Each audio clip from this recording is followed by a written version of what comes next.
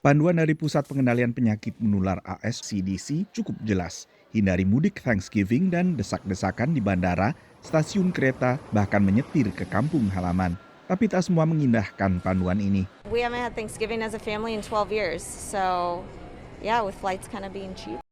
Ahli medis memahami perasaan para pemudik, meski juga khawatir keinginan berkumpul bersama keluarga besar justru berakhir tidak menyenangkan. And I understand the desire during this time of year.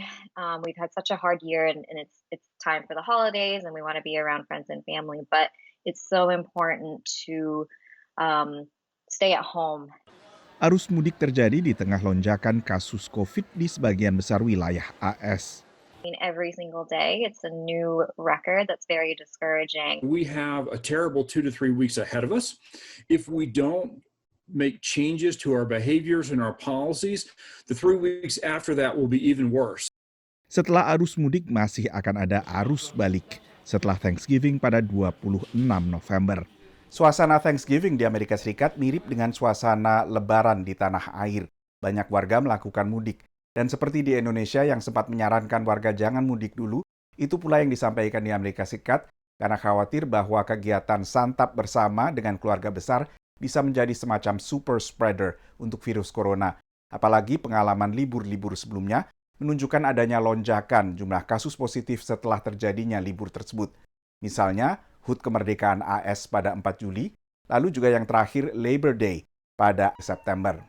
Tapi sebagian pemudik menempuh langkah ekstra, melakukan tes COVID sebelum bertemu keluarga. Banyak yang rela mengantri lama untuk bisa dites, seperti terlihat di Brooklyn, New York ini. I think with the numbers rising and knowing that they want to see their families and the restrictions that their parents or themselves are putting on each other has been a little challenging.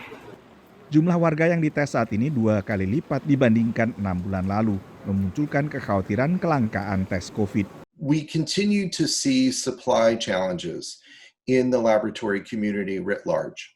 There will be a longer turnaround time, so that means there may be some longer delays in returning the results simply because things may get backlogged. We're not seeing that at the moment. Tapi dengan tingginya permintaan, produsen bisa mempercepat proses produksi, sehingga antrian seperti ini tak akan sepanjang saat ini.